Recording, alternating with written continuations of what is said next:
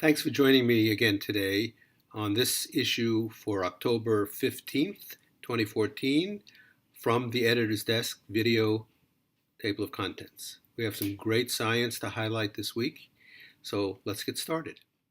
Gao et al. Tested the hypothesis that vascular smooth muscle cells contribute significantly to aortic stiffness in aging and investigated the mechanisms involved. The relative contributions of vascular smooth muscle cells, focal adhesions, and matrix to stiffness in mouse aortic preparations at optimal length were separated by the use of small molecule inhibitors and activators.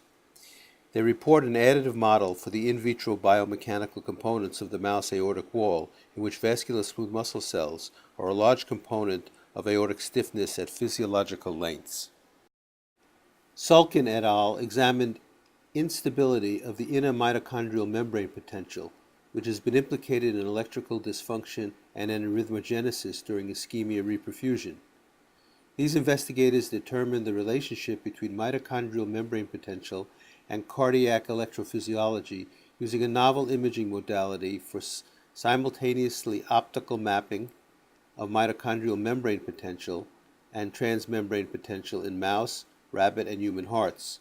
Overall, the data suggest that during ischemia, mitochondria maintain their function at the expense of sarcolemmal electrophysiology, but mitochondrial membrane potential depolarization does not have a direct association to ischemia-induced arrhythmias. Gleeman et al. Examined the angiogenic effects of resveratrol supplementation and exercise training in aged men approximately 65 years old. The group that trained with placebo showed a 20% increase in capillary to fiber ratio, an increase in muscle protein expression of vascular endothelial growth factor, VEGF, VEGF receptor protein, and tissue inhibitor of matrix metalloproteinase, TIMP1, but unaltered thrombospondin levels.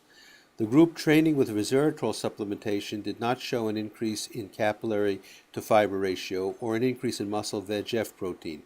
These data show that exercise training has a strong angiogenic effect, whereas resveratrol supplementation may limit basal and training-induced angiogenesis.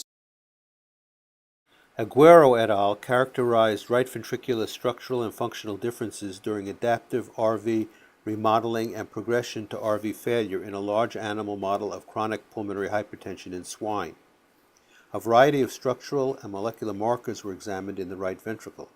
The data show that in swine, pulmonary vein banding of chronic post-capillary pulmonary hypertension, RV remodeling occurs at the structural, histological, and molecular levels. Diastolic dysfunction and fibrosis are present in adaptive remodeling, whereas the onset of RV failure is associated with RV pulmonary artery uncoupling, defective calcium handling, and hyperaldosteronism. Thanks again for joining me on this video table of contents highlights. We'll see you in 2 weeks, and don't forget to send us your best work now.